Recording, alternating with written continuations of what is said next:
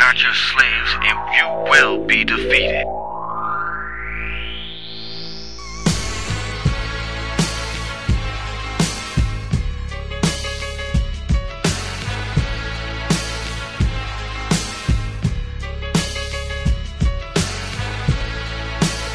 Okay, we are back for the second half of today, Tuesday, March 17th, 2009. And we're going to start running through these articles. Probably going to be one segment. We're going to see how far we get into it. First, we're going to start off here with an article out of the WorldNet Daily. We'll post it up on screen for you there. And you can go to the website, check it out, read it if you want to. But it's about that you can go ahead and get some property seized and pay a fine up to $1 million for actually having a garden of your own on your own property.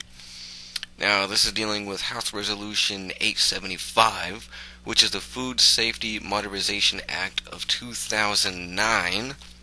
Now, it was introduced about February 4th by the Democratic candidate, Senate Representative Rosa DeLauro in February, and her husband is also Stanley Greenberg, who works for Monsanto.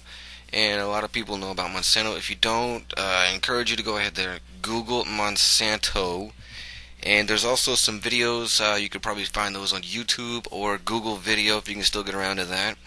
You know, a lot of good information from there. Everybody knows them from running the seeds, pesticides, herbicides, all different types of things. And they're the ones who like to do a whole lot of the GMO, a lot of the poisoning of the food that's going on right now. So they're the ones patching this through. Now, if this tries to do its thing, it means the government's going to regulate all forms of food production, all levels of it. And anything that violates it, they have the mandates for property seizure and fines up to $1 million in criminal prosecution. So not only is it horribly hard for you to actually get food with the increasing of the prices, and you've already heard the case before about people that had a farm sold eggs to someone else and actually had criminal charges put on them for doing that. I mean, the scale of this is getting really ridiculous here.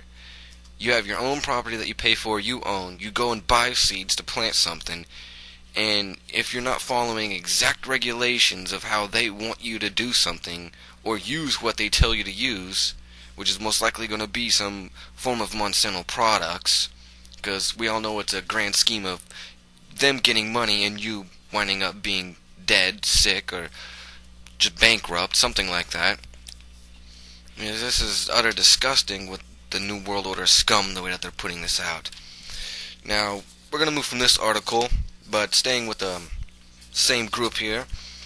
And I always, back with the other one, I always thought it was funny. Alex Jones always jokingly puts about that song, how someday it'd, be illegal to have a garden, and there you go right there, it's already starting. But off of the same website, worldnetdaily.com, did a little bit of archival right here. I actually only went back a few months for this one, because some people are still probably asking for New World Order proof. They deny the fact, so I'm going to put 2 articles up on screen. Can't refute those, from 2 different sources, actually point blank out putting New World Order. Now this one is Kissinger, Obama primed to create New World Order. Now, according to Henry Kissinger, the Nobel Peace Prize winner and former Secretary of State under President Nixon, conflicts across the globe and international respect for Barack Obama have created the perfect setting for establishment of a new world order. And Kissinger, who's also named by President Bush, is the chairman of the September 11th Investigation Commission. So that just adds a little bit of oomph to Kissinger. We all would like to give him a swift kick somewhere, I believe that. Kissinger made the remark in an in an interview with CNBC Squawk Box on the Street, host Mark Haynes and Aaron Burnett, at the New York Stock Exchange, after Burnett asked him what international conflict would define the Obama administration's foreign policy. And he he comes back here. The president-elect is coming into office at a moment when there is upheaval in many parts of the world simultaneously. You have India, Pakistan, you have jihadist movements, so he can't really say there is one problem that is the most important one, but he can give new impetus to American foreign policy partly because the reception of him is so extraordinary around the world. His task will be to develop an overall strategy for America in this period when really a new world order can be created. It's a great opportunity. It isn't just a crisis. Those were his own words. Quote him if you would like to. And we'll go over to the next one. And this one is off of the Independent. It's you can go just independent.co.uk. Of course, we'll go ahead and have it up on screen right there.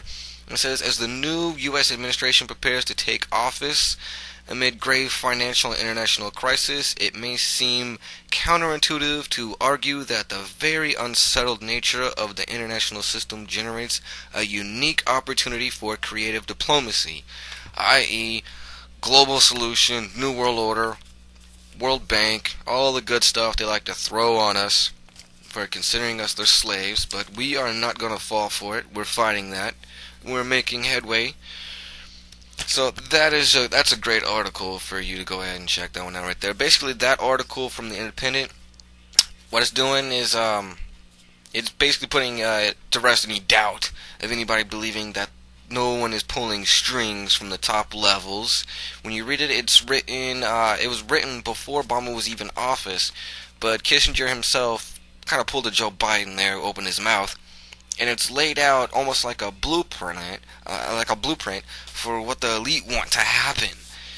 I mean, that's extraordinary right there. When they'll just go ahead, even before everything happens, put it out there. So if you read it, start seeing things looking a little similar with the way that they would like things to go. I mean, can't really dispute that one. If it's slapping you in the face with proof, and you still say there's no pink elephant in the room, then yeah, I guess you gotta lower the dosage of vaccinations that you've been getting to not believe that one.